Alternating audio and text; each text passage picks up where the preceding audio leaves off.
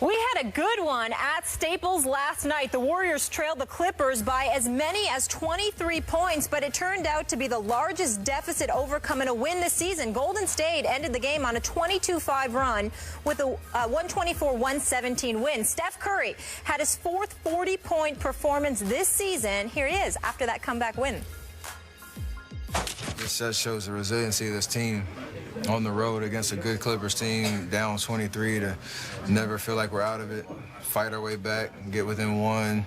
They go up by 10. You feel like you get deflated at that point, but we didn't.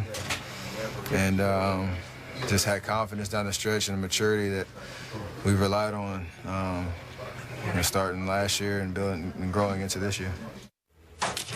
13-0. Stephen A., how crucial was last night's win for the Warriors? I don't think it was crucial. I just think it's adding dressing, just adding icing to the cake that they already have and eat frequently against the Los Angeles Clippers. I just think it's one of those situations where, Blake Griffin ultimately said it correctly. It's not really a rivalry because the Warriors are simply having their way with the Clippers when it counts most. And that's what this comes down to right now. They're walking around as the reigning defending NBA champions. Last night, particularly in the fourth quarter, they were toying with the Los Angeles Clippers. They were having fun out there. That's the scary part about the Golden State Warriors right now. Steph Curry iced it up. I mean, when Chris Paul was absolutely displaying his greatness, going ballistic, when Steph Curry was on the bench in foul trouble, you just saw Steph Curry. You looked in his eyes and you knew that he was going to come out there and he was going to have something to say about the outcome of this game. He was not going to stand around and watch Chris Paul put on this show. Steph Curry showed why he's the league MVP. It wasn't because of his numbers. It wasn't because of the 40 or what have you. It was because you saw that he personalized the challenge that was standing in front of him, and he conducted himself accordingly. And then you saw the troops around him. They didn't just play role as spectators. They joined in on the party. Andre Iguodala, Harrison Barnes, Klay Thompson with that step back three, which was a beautiful shot on his part. You just saw these guys stepping. Draymond Green, even undersized, playing the five, being as feisty and competitive as he is, a Tom Izzo kind of guy. You just saw all of that, and you just marveled at it, and you just said to yourself with the Clippers, they have, what are you going to say after this? You're up on your home turf by 23 to the undefeated, reigning, defending NBA champions, and you have a 10-point lead with 5 minutes left, and you still end up losing that game. Primarily, again, DeAndre Jordan is a force defensively with his shot blocking, his rebounding, etc. But because he is a liability on the offensive end of the floor, not just with free throw shooting, but he can't score unless he's dunking, that puts more of the onus on Blake Griffin and Chris Paul. And then I'm looking at Blake Griffin. You embrace the double team. You're spinning through it. You're throwing up ill-advised shots. This dude is a tremendous player and a star in this league. But some of the decisions, you just found yourself mind-boggled. You can't afford to make those mistakes against the Golden State Warriors. The Clippers did. And the reason why the win, again, is more icing on the cake than anything else, is because the Golden State Warriors established what they already knew coming into this game. The Clippers are formidable. They are a team to be reckoned with. But they can't mess with the Warriors, period. And the Warriors showed that in L.A. at the Staples Center last night. A devastating, demoralizing loss for the Clippers. More of the same for the Warriors. So is it too early in this basketball season to say that the Warriors now own the Clippers psychologically? I would say so. I don't think it's too early for that, Skip. And the reason I don't say it's too early for that is because the only thing that could change that is DeAndre Jordan becoming a force. Yep. How can you become a force when you have no post moves and you can't shoot from the free throw line? Completely agree. Then it comes down to Blake and CP. You can't. I think they're owned right now. I completely agree, which is why it felt to me last night as if the Warriors actually enjoyed falling behind by 23 points with 9:22 left in the second quarter of that game, because they knew deep down they could come back on this team. And they knew deep down if they did come back and beat this team in its house, from 23 down would crush what's left of their confidence against the Warriors. And that's exactly what they began to do. And so we saw CP3 go from doubtful before the game, as we said on the show yesterday, to sure thing in the first quarter, right? He played, and boy, did he play. He makes 7 of his 7 shots in the first quarter, and it looked like the Clippers were going to roll at home. And then what started happening? To me, just as Steph Curry is shattering the mold at 6 feet 3 inches, slim, not all that physical, as the best player in the NBA. That little guy is the best player in the NBA. Their little lineup is the best lineup in the NBA, and I've never seen it quite like this, Stephen A., and I think you haven't either. You realize their small ball lineup, when they played, you mentioned Draymond at the 5, and remember, he led the team in assists last night with 9. He is the point center for the small ball lineup. So you got Steph and Clay and Harrison Barnes and Iguodala, and then Draymond as your center. That lineup averages 6 feet 6 inches tall. Well, in today's NBA, you would say that's impossible. You're going to get killed on the boards, and they killed the Clippers on the boards. For the game, they were up 44-35 in rebounds. Guess who led the Warriors, the visiting team, in rebounds? Steph had 11. Steph Curry, little Steph's. Unbelievable. You know, thin little Steph got 11. Obviously he's got to get some loose ball, hustle rebounds, but 44-35 in rebounds. And those 5 guys I talked about in the small ball lineup, they all in plus minus had plus nights.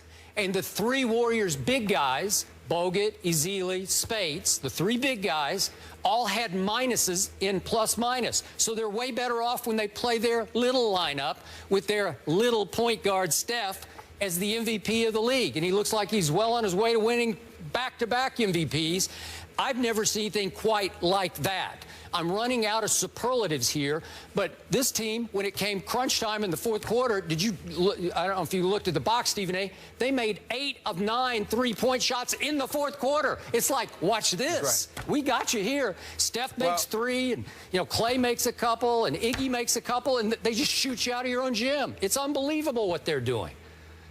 It is unbelievable, but let's break it down. First of all, when you have a presence like Steph Curry, who's the greatest shooter anybody with sense has ever seen in the history of basketball. I agree. You have somebody that you have to monitor. You have to chase him around. You have to guard him off the ball. He's running around screens and picks. He's doing all types of stuff. You've got to contend with that. But then when you have the other shooters around him, keep in mind, Skip, obviously not Andrew Bogut, who only attempted 3 shots and made 1. The other 4 guys, Klay Thompson, Harrison Barnes, Andre Iguodala, and Draymond Green, all shot better than 50% for the field last night. All of them. Every one of them. Klay Thompson had 25 on 6 of 12 shooting and 3 of 5 from three-point range. Harrison Barnes shot 9 of 15 from the field and 3 of 5 from three-point range. Andre Iguodala hit 3 of his 4 shots and both of his 3-pointers.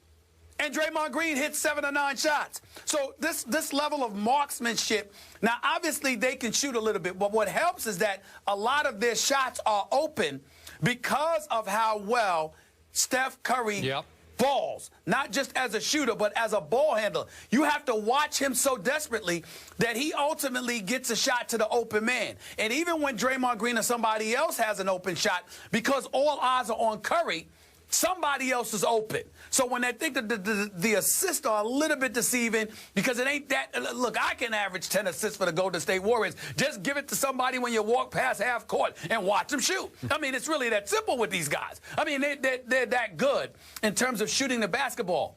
But I think, Skip, where you and I need to really point this out on this show, Skip Bayless, I got to look at Doc Rivers. That's my man. You know how much we love Doc Rivers.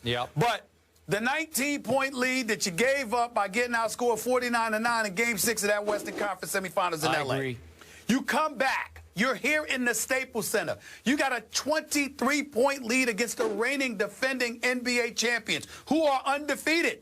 And they come back, and they're literally on the court, just giggling as they're torturing you, creeping up on you. They were. And you have no answer. No. So Doc Rivers, I hate to say this, Doc Rivers has 1 or 2 choices. You're going to have to figure out a way to get more production from a DeAndre Jordan to take advantage of the inevitable mismatch his presence with Blake Griffin on the court would cause? Or you going to have to make a trade and be able to go small to go up against Golden State? Because I'm here to tell you something right now. As presently constructed, the Los Angeles Clippers cannot beat the Golden State Warriors in a 7-game series. You have to find you have to be able to go small at some point. So I'm not talking about Doc Rivers, the coach, because all you can do is design plays, draw plays, motivate these guys, but you can't play for them. But what you can do is you got to get the right personnel, because if you don't, like, look at the last play, Skip. I mean, you know, you got a situation where CP3's on fire, and he's giving up the ball, and then Blake Griffin is holding it for Jamal Crawford to come around, and then some ill-advised shot gets jacked up by somebody. It's like, wait a minute. Who's the hot hand? Who can you create a shot for? We know Golden State can do it. The Clippers can't right now against them. Against everybody else, maybe. Against the Warriors. Clippers ain't winning no title with the Warriors standing in their way. As presently constructed, Doc Rivers might need to make a trade in order to eclipse the Golden State Warriors. All right, since you went there, last quick point about Doc. I've always raved about Doc on this show. I've always put him right there. We both have. With Popovich as one of the top couple of coaches in this league. I've had two basketball, NBA sources I've known for a long time. You know who they are. They're highly respected. And both have mentioned to me in the last week, you sure about Doc? Just like that. You sure about him? Yeah, I think I'm sure, because he beat Popovich last year in the first round of the playoffs. And I was impressed, man. Game 7, Staples, CP3, rose and shone in that game. I give it up. I've been critical of Chris also. But at some point, you're going to have to hold the coach accountable, too, if they continue to fade. They added pieces. They weren't the pieces to beat Golden State, but they added pieces to get better and deeper, obviously, to shore up the second unit. But maybe that's not going to help against Golden State. It's not going to help against Golden State. I mean, Josh Smith, I like Josh Smith. I like Lance Stevenson when he keeps his head on straight. We all know Paul Pierce to be the champion that he is. He was the one that jacked up the shot, driving into the lane off balance, you know, going to the left side of the rim from the right side. I didn't put him in the strongest position. But here's the deal. That's a unit that can supplement your horses. They can't be your horses and beat Golden State. And so when you talk about Doc Rivers, I don't have any questions about Doc Rivers, the coach. Just like I have no questions about his assistants and Sam Cassell and Mike Woodson. Them brothers know what they're talking about. They know basketball. I agree. The problem I have with right now is, if anybody wants to question anything about Doc Rivers, it's Doc Rivers, the GM. You got to find a way to get the right personnel to compete with the Golden State Warriors. They are the champions. They are the standard right now. I don't want to hurt your feelings, Skip. Not the San Antonio Spurs. The Golden State Warriors right now are the standard. It's the direction that the league is going in. Even with your Spurs, as elite as they are, Kawhi Leonard is going to be the key, because, Skip, you're not going to be able to play both LaMarcus Aldridge and Tim Duncan against them and stop them. You're not going to be able to do it. They can score on you, but you will not stop Golden State with those bigs in there. You have to be able to go small. Kawhi Leonard is going to be a key. The Clippers don't have anybody like Kawhi Leonard. They don't have that guy that can score and can be a stopper. And that's your problem. Doc Rivers, the president of basketball operations, the GM, he has got to find a way to be able to go small to beat Golden State, because being large with DeAndre Jordan ain't going to get it done. The Clippers will be perennial playoff contenders going home before the finals as long as Steph Curry and those boys are in Golden State with this roster, because they can't beat them. Not in a 7-game series. They can't do it. Sorry about this. No, go ahead. My Spurs beat Golden State at Golden State early last year, and they beat them late in San Antonio when Golden State was flying highest. I'm sticking with my Spurs. All right. I hear what you're saying. I'm saying they're the kryptonite. Okay. Speaking of Possibly. that golden You might be right. standard and that 13-0 tear, that hasn't happened in over a decade. The last time was 13 years ago. It was the Dallas Mavericks. So, again, just to put in perspective what they're doing. And the Packers were on a ridiculous tear, 6-0, and now they've dropped 3 straight. Lately, that bad man has been just bad, not in a good way. Well, that changed this weekend. The Vikings and Packers duke it out in an NFC North showdown. We'll get into it next.